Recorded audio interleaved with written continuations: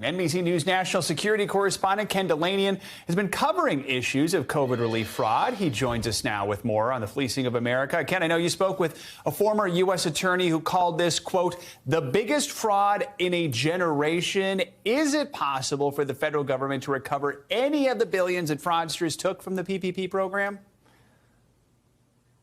Sure, Joe. They're going to recover some billions, a small number of billions.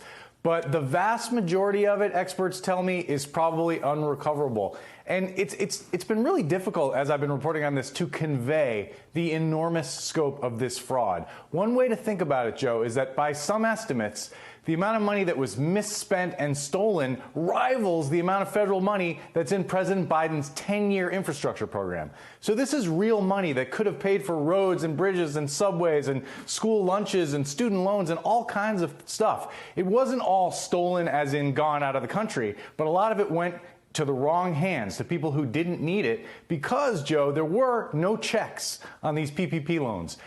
Basically, the Trump administration designed a program that was intended to shovel money out the door with no scrutiny because they believed that any kind of security checks would slow the program down, and people did need the money. But experts have since said that was a ridiculous decision. I mean, companies like Amazon and Google do secure transactions every day rapidly, and they verify who they're doing business with. The federal government didn't, and now you had people spending money on Ferraris, Lamborghinis, mansions. I stood in front of a single-family home in Miami that the couple got $1 million for saying it was a farm. All anybody had to do was drive out there to find out it wasn't a farm, but they got the $1 million. Now they've been prosecuted, but they are one of the few, Joe. So here's an interesting example in Lester's report. He mentioned a California couple convicted of stealing $18 million. The FBI says that it cut off their ankle bracelets. They fled the country while they were awaiting sentencing. Most of the defendants in these cases have been freed while awaiting trial or sentencing, despite stealing millions of dollars or being accused of stealing millions of dollars. Why is that?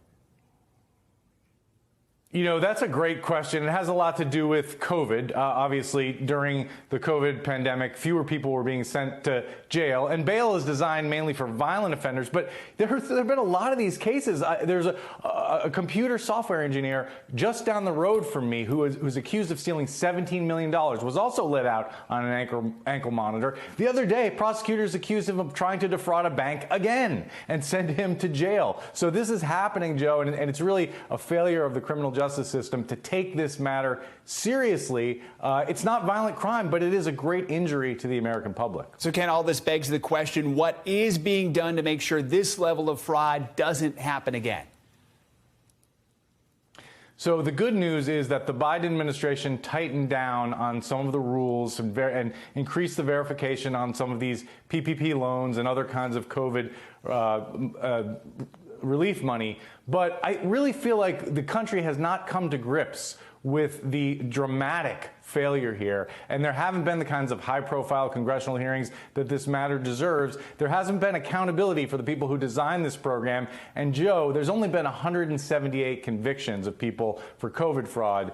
And experts believe there were thousands of people who stole the money. And sadly, most of them will get away with it, Joe. It's a pretty low percentage right there. All right, Ken, thanks so much for your reporting. Appreciate it. Thanks for watching our YouTube channel. Follow today's top stories and breaking news by downloading the NBC News app.